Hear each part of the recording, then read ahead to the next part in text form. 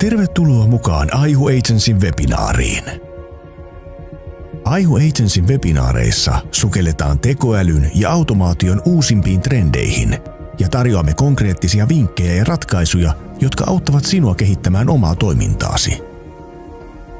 Tiimimme on erikoistunut tekoälyn ja automaation hyödyntämiseen, ja meillä on vahvaa kokemusta siitä, miten nämä teknologiat voivat tuoda konkreettisia hyötyjä liiketoiminnalle. Me Aihulla uskomme, että tekoälyn avulla voidaan tehostaa prosesseja, vähentää hukkatyötä ja vapauttaa aikaa muihin asioihin, joilla on oikeasti merkitystä. Kiitos, että olette täällä kanssamme tänään. Webinaari alkaa aivan hetken kuluttua. Tervetuloa mukaan. Tervetuloa Aihun Way of Working webinaariin. Aihu Agency, eli me ja pari muuta autamme yrityksiä käyttöön ottamaan tekoälyä sekä tekoälyyn pohjautuvia sovelluksia. Minun nimeni on Otso Lindfors. Ja minä olen Mikko Tupa-Tuominen. Viime viikollahan piti olla webinaari, mutta sitten se oli vähän teknisiä vastoinkäymisiä. Ei anneta se häiritä ja tänään nyt sitten palataan aiheeseen, mikä viime viikolla piti olla. Tänään olisi tarkoitus puhua automaatiosovelluksista, muun muassa CRM ja LinkedIn automaatioista. Ja näytetäänpä vielä sitten yksi lyhyt demovideo ja voidaan sitten siitäkin vähän keskustella. Mutta sitä ennen kertaus parista viime viikosta. Onko sulla, Tupa, jotain nostoja mahdollisesti viime viikolta? Joo, viime viikolla yksi meidän näkövinkkelistä iso asia. Alkuviikosta alettiin suunnittelemaan Aihu AI Mastermindia, eli tällaista tekoälyyn ja automaatioihin liittyvää yhteisöä ja sen käynnistämistä. Ja niin kuin meillä monet asiat menee aika vauhdilla eteenpäin, niin sitten perjantaina meillä oli jo julkistus tälle yhteisölle. Ja nyt se sitten tällä viikolla virallisesti oikein niin kuin lähtee kunnolla käyntiin viikonlopun aikana, ja sitten näinä muutamana alkuviikon päivänä ollaan saatu jo ihan mukavasti niin kuin uusia jäseniä sinne. Siellä on tietysti meitä aihulaisia, minun ja Otson lisäksi siellä on sitten Tiina ja Jenna mukana sitten siellä yhteisössä. Kerropa vielä, tämähän on nyt siis Mighty-alustalle rakennettu Aihun Mastermind-ympäristö, jossa on sitten tekoäly- ja automaatioihin liittyviä sisältöjä. Eli sinne voi sitten liittyä jotakin kanavaa pitkin, käsittääkseni. Joo, kyllä. Sinne tulee nyt sitten rakentumaan sisältöjä liittyen tekoälyyn ja hyvin niin kuin semmoisia käytännönläheisiä juttuja ja sitten niihin automaatioihin myöskin. Käydään siellä läpi jäsenten niin kuin näihin teemoihin liittyviä haasteita ja ongelmia, koitetaan niitä sitten yhdessä siellä ratkoa. Sinne pääsee liittymään osoitteesta mastermind.aihu.agency. Sieltä löytyy. Hyvä. Ja hei, sitten muistaakseni vielä tämä maturiteettianalyysi oli. Joo, sellainen Minkälaiset tulokset oli maturiteettianalyysissä? Tehtiin ja Suomen osalta tehtiin suuryrityksistä tekoälyä käyttää 53% näistä suuryrityksistä, mutta pienissä ja keskisuurissa se prosentti on vain 17. Eli tarkoittaa kyllä sitä, että siellä on hurjasti näillä pienemmillä ja keskisuurilla kirittävää. Ja jos nämä numerot tällaisena, tai tämä gappi pysyy näin isona, niin silloin suuryritykset saa kyllä valtavaa etumatkaa siinä. Mutta no, tässä me ollaan erityisesti auttamassa tällä pienten ja keskisuurten puolella tietysti. Näin juuri. Ja LinkedIn automaatiot yksi asia, CRM-automaatiot yksi asia ja sitten paljon muitakin olisi kerrottavaa. Nyt meillä on vaan niin tiivistää aikataulu tälläkin kertaa, niin säästetään vähän niin seuraaviin kertoihin. Mulla on pari nostoa viime viikoilta ihan siis päällimmäisenä jäi mieleen tämä projektijohtamisen sovellus, Aihun kehittämä komponentti, jossa siis hetkinen, mistä edes aloittaisin, tajuntani räjähti, kun saatoin antaa hänelle briefin ja tämä tekoäly tuotti siitä sitten projektisuunnitelman, josta sitten saatiin myös vielä tarjous siinä ihan lyhyen hetken kuluessa. Ja jotenkin näin, että ideasta projektisuunnitelmaksi ihminen ideoi hankkeen, esimerkiksi uuden tuotteen tai palvelun, ja sitten Genain avulla tuotetaan siitä hankkeesta kuvaus, laitteen osat ja komponentit, nyt siis kyseessä oli tämmöinen hardware-projekti, saadaan komponenttien hinnat, dimensiot, projektoidaan se hanke, arvioidaan osaamistarpeet, luodaan tuntiarviot, läpimenoajat, bufferit ja vaiheistukset sekä sitten vielä lopuksi tämä kustannusarvio hankkeelle. Ja en nyt muista, mutta alle puolisen tuntia tässä suurin piirtein meni. Ja nämähän on tämmöisiä, että kun mun kokemuksen mukaan niitä saatetaan päivä tolkulla hioa, niin kuin täytyykin. Ja sitten meillä on pieni tiimi, joka tarkistaa sieltä, että asiat on tontilla ja voidaan mennä eteenpäin. Ja kaikki on tapahtunut todella lyhyessä ajassa. Ja sitten en voi olla nostamatta tätä toista asiaa, joka nyt oli tämä SaaS-keissi, eli suunnitellaan tämmöistä softa-hanketta ja saatettiin nyt sitten meidän komponentin avulla ihan muutamassa 10 minuutissa tehdä siitä demo. Ja nyt sitten vielä semmoinen tapaus, että minä tällaisena niin kuin nolla koodauskokemuksen omaavana suunnittelijana, niin saatoin siis rakentaa promptin Claude 3.5 Sonnetia hyödyntäen siten, että mulla oli silmien edessä kliksuteltava demo tästä meidän SaaSista. Ja tosiaan ei ole minkäänlaista kokemusta ja toki niin kuin, että mä näen kun koodi rakentuu silmien edessä, että mä en voi mitenkään varmistua siitä, että tämä koodi on nyt validia, koska ei ole tosiaan sitä kokemusta. Mutta se, että siellä Cloudella on se reaaliaikainen näkymä siihen käyttöliittymätasoon, jossa mä pystyn sitä klikkailemaan ja vakuuttumaan, että tämä toimii.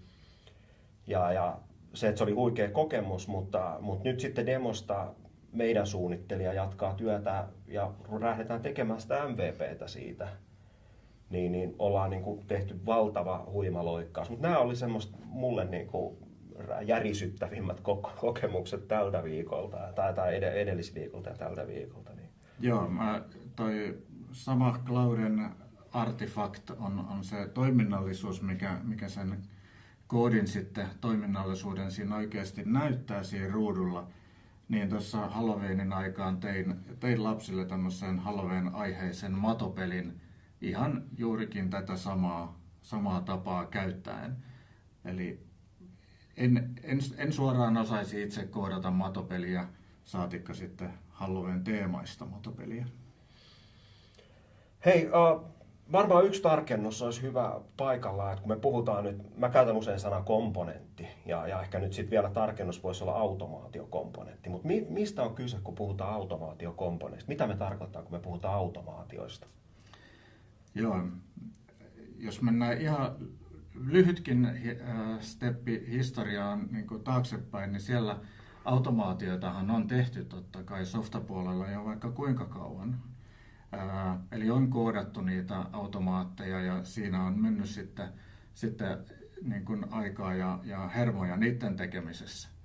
Nykyään näiden automaatioiden tekeminen on sitten huomattavasti yksinkertaisempaa, koska on tullut tällaisia no-code tai low-code-tyyppisiä työkaluja. Ja ne no-code-työkalut on sellaisia, että siellä ei sitä koodia tarvitse niin kuin yhtään kirjoittaa.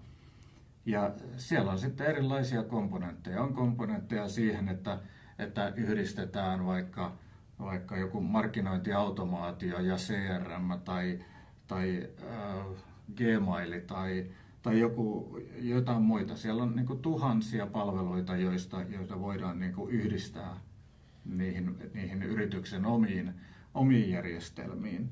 Ja sitten sen automaation sisällä voidaan tälle datamassalle tai tiedoille tehdä erilaisia toimenpiteitä. Eli sinne syötetään jotain ja se ulos, mitä sieltä sitten ulos tulee, niin on sitten erilaista, mutta toivotun mukaista.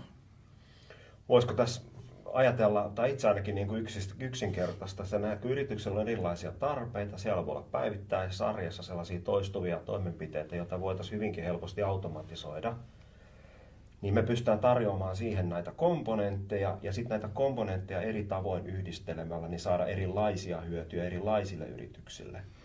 Joo, juurikin tästä siinä on niin kuin käytännössä kysymys, että jokainen tämmöinen automaatio tietyllä tapaa räätälöidään jokaiselle yritykselle. Vaarallinen sana, räätälöinti. Niin on nimenomaan, että tämä räätälöinti kuulostaa niin kuin varsinkin tuolta softapuolelta, niin aina kuulostaa kalliilta, kun lähdetään jotain räätälöimään. Ehkä se on enemmänkin jonkinlaista niin kuin määrittelyä ja konfigurointia sitten. Ja vielä se tärkeä puoli on, että näissä automaatioissa niin ei läheskään aina käytetä tekoälyä. Se ei ole niin kuin se pointti. Tietysti silloin, kun sillä tekoälyllä on joku niin kuin oikea ja kunnon funktio siinä automaatiossa, niin silloin otetaan tietysti tekoälykomponentit sitten mukaan sinne automaattiin. Katsotaan kohta tuo demovideo, niin se vähän avaa tätä vielä, mutta en siis malta olla nyt hetkeksi pysähtymättä tähän automaatio- ja tekoäly niin kuin suhteeseen, koska pitääkö paikkaansa, että nyt kun automaatioita on nyt tehty jo pidempään, mutta tämä tekoäly on mahdollistanut nyt ihan uudenlaisen tavan myös tehdä automaatioita, ja ei mun näkemyksen mukaan on mahdollistanut tehdä tavan automaatioita, mutta se voisi olla myös tämmöisille pienemmille yrityksille keino ottaa tekoälyä käyttöön näiden automaatioiden kautta. Sen sijaan, että mennään nyt johonkin kompleksisiin kielimalliin, konepeltiasioihin, vaan ollaan vielä niin kuin ihan käytännössä kiinni. Joo, ehdottomasti, että se tekoälyhän voi olla pienemmissäkin yrityksissä on niin kuin helposti mielletään, että se on sitä, että käytetään jotain ChatGPT:tä ja nyt meillä on tekoäly käytössä siellä yrityksessä. Mutta se ei sinänsä vielä niin kuin juuri niin kuin isommin auta. Se, että se on siellä sisäisissä toistuvissa, mahdollisesti vähän tylsissäkin prosesseissa mukana, niin silloin se tekoäly on niin kuin tuossa mielessä parhaimmillaan. Se ei oikeastaan edes näy mitenkään, kun se vaan toimii siellä taustalla. Mä alustan nyt tämän demovideon, se vähän nyt konkretisoi tätä automaatiokeskustelua, mitä tässä nyt käydään. Ja meidän suunnittelija Jenna on ollut tätä kehittämässä, ja siis kyse on automaatiokomponentista. Hyvä esimerkki Aihun palvelusta tai vastaavan meidän kaltaisen yrityksen palvelusta. Kyseessä on Canva-automaatio, ja Canva sen vuoksi, että se on monessa yrityksessä käytössä ja se on helppokäyttöinen ja ilmainen alusta. Ja mahdollistaa nyt monenlaisten julkaisujen teon, ja siksi nyt Canva on tämänkin automaation ytimessä. Ja tämä automaatio soveltuu muun muassa päivittäiseen somemarkkinointiin tai bannereiden luomiseen tai sitten vaikkapa tarjousten automatisointiin. Ei pelkästään tarjouspohjia, vaan ihan niiden tarjouskokonaisuuksien automatisointiin. Ja käytännössä kyse on esitiedoista templateen ja siitä valmiiksi julkaisuksi. Ja moni pienyritys kamppailee muun muassa markkinoinnin parissa ja erilaisia julkaisuja tulee tuottaa ehkäpä jatkuvasti. Ja meidän ajatus, että tämä on juuri sellainen ympäristö, missä automaatio voi auttaa. Ja tosiaan niin pannaan video pyörimään. Se on muistaakseni 4 minuutin video ja katsotaan se. Tässä tulisi vähän demo Aihun Canva-automaatiosta. Eli ideana tässä on, että haluttiin luoda työkalu, jolla helpotetaan yritysten markkinoinnin sisällön tuotantoa ja autetaan siinä, että saadaan helposti luotua yrityksen brändin näköisiä somekuvia muutamalla kliksautuksella ja vähän saamaan inspiraatioa siihen, että minkälaista sisältöä sinne sitten milloinkin voisi tuottaa. Tässä on muutamia esimerkkejä, missä on promptannut, että ikään kuin olisin jonkin kosmetiikka-alan yrityksen edustaja, joka haluaa tämmöisiä talveen kautta jouluun liittyviä ihonhoitovinkkejä. Nämä kuvat on nyt luotu kaikki tekoälyllä, mutta voisin myös ladata sinne oman kuvan, mihin sitten generoitaisiin vaan nämä tekstit. Ja täällä tosiaan kun on nämä logot ja tietyt elementit, mitkä toistuu, niin ne on sinne luotu etukäteen ja nämä pystyy sitten tekemään aina sen yrityksen brändin mukaiseksi. Eli kaikki alkaa täältä kanavan puolelta, mihin luodaan ne bränditemplateit. Tänne saa yrityksen värit ja fontit ja mitä nyt sitten ikinä haluaakaan. Ja täältä ne sitten ladataan tänne Google Driven puolelle, missä oikeastaan koko prosessi tapahtuu. Eli täällä on nämä templateit ja aina kun luodaan uusi kuva, niin templateista luodaan kopio. Ja valmiit tuotokset tulee sitten tänne omaan kansioonsa. Ja täältä ne sitten ladataan automaattisesti sinne kanvaan, mistä käyttäjä pääsee helposti niitä muokkaamaan. Ja mistä tämä prosessi lähtee, niin on tämmöinen lomake, johon promptataan tämä kuvien aihe. Annetaan, että kuinka monta kuvaa halutaan kuhunkin somekanavaan luoda. Annetaan tiedostolle nimi. Ja tässä sitten tosiaan, että jos on valmis kuva, niin sen voi tästä ladata. Ja jos ei ole kuvaa, niin sitten voi laittaa, että luo kuvat samalla ja tekoäly sitten luo ne. Ja täällä on nyt sitten tämä prosessi, mikä rullaa siellä taustalla. Eli ylempi haara on se, että jos käyttäjä lataa oman kuvan sinne, ja alempi on sitten, jos luodaan ne kuvat samalla. Eli täällä annetaan tekoälylle ohjeet, pyydetään ne vuotet tai mietelauseet, miksi niitä haluaa sanoa, ja luodaan samalla kuvapromptit, mitä hyödynnetään sitten täällä myöhemmin. Ja välitetään tosiaan ne käyttäjän antamat määrät ja teemat, ja sieltä sitten, riippuen, että mihin kanaviin käyttäjä pyysi niitä tekemään, niin luodaan sitten tietyn kokoisena niitä kuvia. Ja sitten kun tämä on suoritettu loppuun, niin hypätään vielä toiseen automaatioon, joka siellä odottelee koko ajan, että milloin sinne Google Driven kansioon ilmestyy uusia kuvia. Ja aina kun sinne tulee uusia kuvia, niin sitten tämä lähettää ne sinne kanvaan automaattisesti.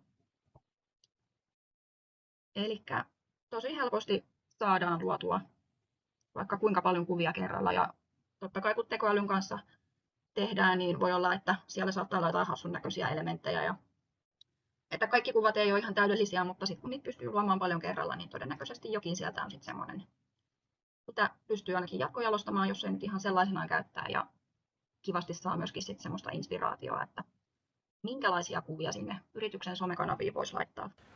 Semmoinen toivottavasti oli nyt niin kuin havainnollistava ja toi vähän sitä konkretiaa tähän automaatio-tekoälykeskusteluun. Ja missään nimessä ei nyt tarkoitus juuttua tuonne kanvan maailmaan, vaan voitaisiin nyt ehkä hypätä sieltä hieman pois ja haastan nyt Tupaa vähän kertomaan näistä CRM- ja LinkedIn-automaatioista. Eli sama ikään kuin kehys, mutta nyt hypätäänkin CRM-maailmaan. Mitäs siellä tapahtuu? Joo, eli siinä näkyy hyvin niitä komponentteja, mitä noissa sitten automaatioissa hyvin usein käytetään. CRM-automaatioita, totta kai niitäkin voidaan tehdä hyvin monenlaisia, mutta esimerkkinä nyt niin kuin on tietysti yksinkertaisesti se, että parannetaan sitä CRM:ssä olevaa dataa. Yleensähän siellä on muutamia tietoja siitä yrityksestä ja muutamia tietoja sitten näistä henkilöistä. Nyt sen automaation avulla ja tietynlaisella niin kuin tekoälynkin käyttöönotolla siinä automaatiossa saadaan sinne yrityksestä hyvin paljon niin kuin lisää dataa ja ajantasaista dataa, sellaista mikä on niin kuin juuri tällä hetkellä relevanttia liittyen siihen kyseiseen yritykseen. Ja sama tietysti sitten henkilöihin, totta kai ottaen huomioon niin kuin GDPR ja tämän tyyppiset asiat, mutta tietynlaisia niin kuin tietoja pystytään sitten silläkin puolella rikastamaan kyllä. Että se jo tämän tyyppinen niin kuin CRM-automaatioiden kehittäminen yrityksiin, niin tuo niille myyjille huomattavasti paljon parempia niin kuin lähtökohtia olla yhteydessä. Ja koska siellä CRM:ssä sinne tulee uusia liidejä ja sitten siellä on myös vanhoja sellaisia, jotka pitäisi jossain vaiheessa perata, niin se tekoälyautomaatio voi myös käydä niitä liidejä ja yrityksiä läpi ja rankata niitä, laittaa niitä A, B, C kategoriaan sen mukaan, kuinka hyvin ne sopii sinne myyvän yrityksen niin kuin ideaaliasiakasprofiiliin. Ja onhan tietenkin CRM-sovelluksia, joissa on jo tämän tyyppisiä ominaisuuksia ja monennäköisiäkin ratkaisuja, mutta ehkä se, että edelleen nyt se sana räätälöinti, vaikka se nyt kuulostaisi ihan miltä vaan, niin nyt meillä on kuitenkin mahdollisuus tehdä hyvinkin yksilöllisiin tarpeisiin soveltuvia palveluja näiden no-code, low-code ja automaatiotyökalujen avulla ja tekoäly hyödyntämällä, niin sieltä saadaan ihan huikeata voimaa irti. Nyt sitten vaikka se asiakasdatan hallintaa tai sitten sen asiakkuuden ylläpitoon tai ehkä jopa asiakaskokemuksen parantamiseen. Ja itse ainakin niin koen jonkinnäköistä allergiaa koko CRM-järjestelmää kohtaan ja tiedän monta myyntiin niin kuin erikoistunutta huippuhahmoa, jotka suoraan sanoen niin kuin kokee vastenmielisyyttä sitä CRM-kliksuttelua kohtaan.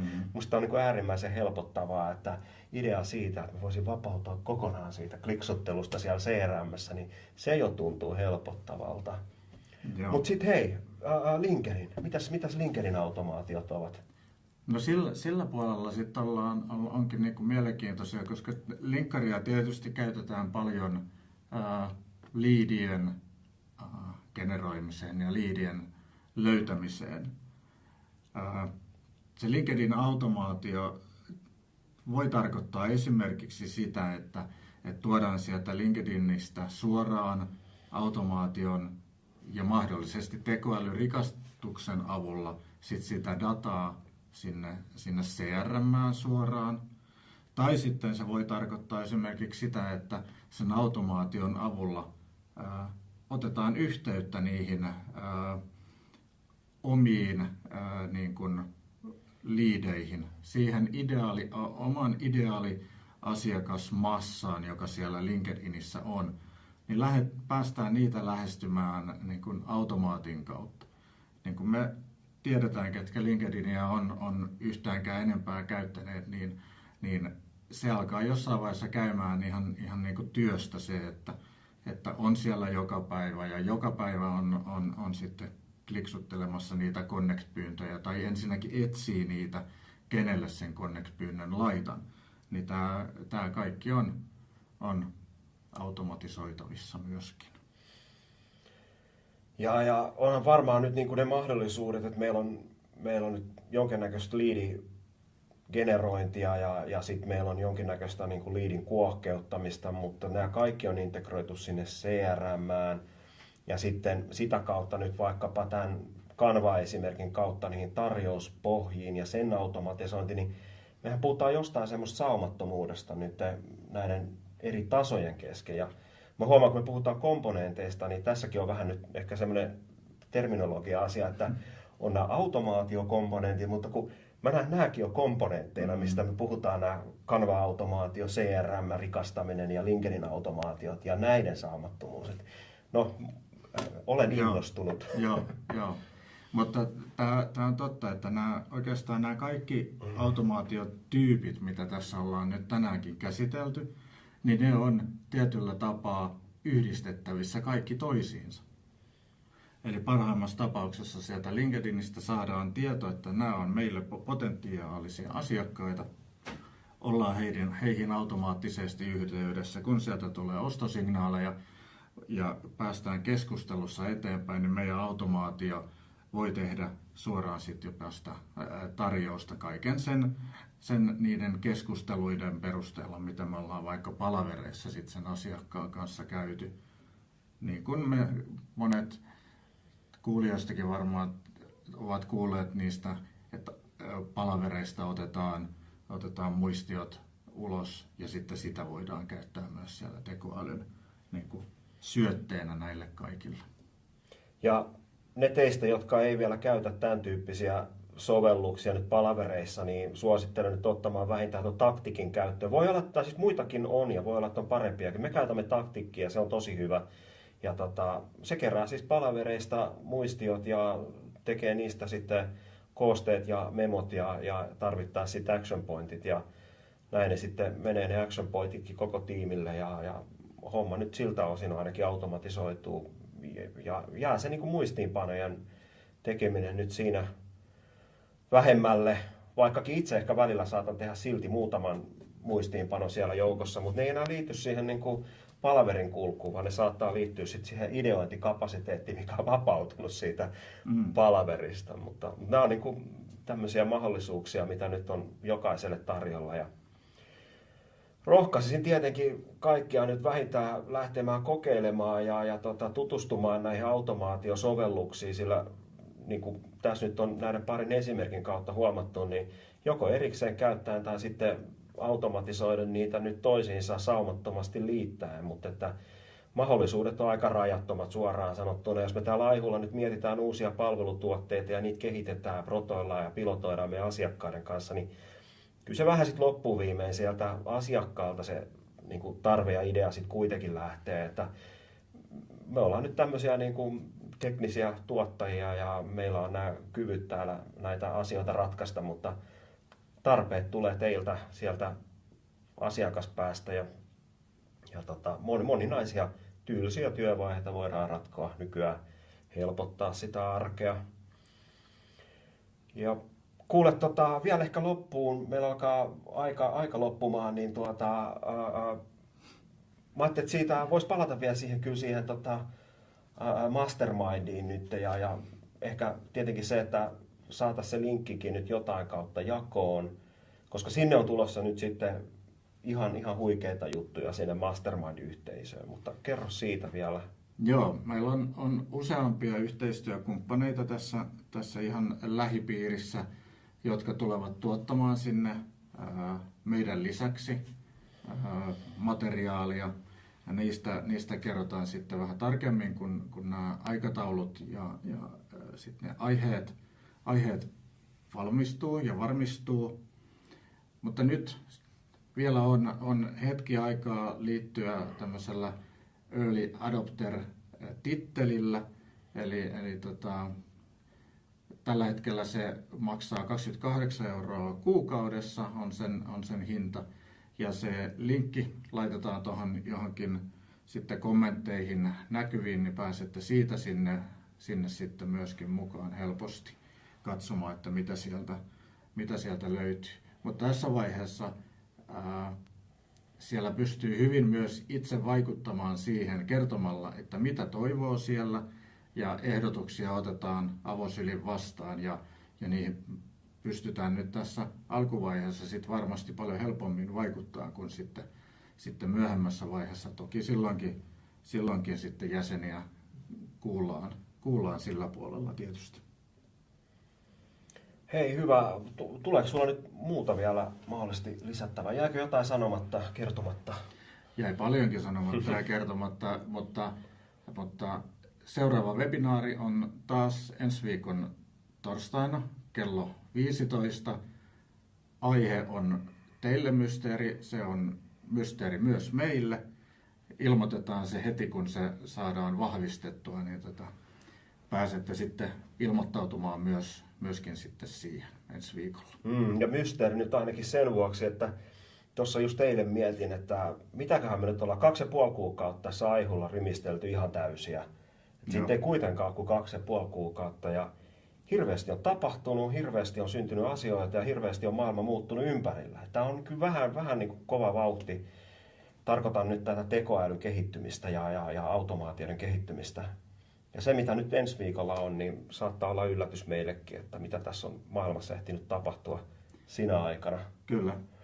Pyritään olemaan niin kuin ajan tasalla näissäkin webinaareissa. Että jos tai kun kaikenlaisia mullistavia juttuja tulee esiin, niin halutaan niitä teille sitten tuoda esiin. Ja hei, Donald Trumpista tuli USA-presidentti. En missään nimessä halua ottaa kantaa politiikkaan, eikä se ole tarkoitukseni, mutta jonkinlaista viestiä tuli, että AI-sääntelyyn on tulossa nyt vapautuksia ja AI:n käyttö vapautuu nyt näin niin kuin USA-markkinassa ainakin. Onko se sitten hyvä vai huono juttu? Jätän sen nyt yleisön pohdittavaksi ja kyllä mekin sitä varmaan täällä pohditaan. Vaikutukset tulee varmaan näkymään sit koko läntisessä maailmassa ja tämä lainsäädännön erot ja niin poispäin. Niin jonkinnäköinen vaikutus nyt tähän tulevalle 4-vuotiskaudelle. Joo, mielenkiinnolla seurataan, miten se vaikuttaa tähän tekoälymaailmaan. Se menee vauhdilla eteenpäin, mutta Mutta onko siinä sitten jotain säätelyitä vai ei, niin se jää nähtäväksi. Hei, kiitokset ja ensi viikkoon Aihu Way of Working webinaari. Over and out.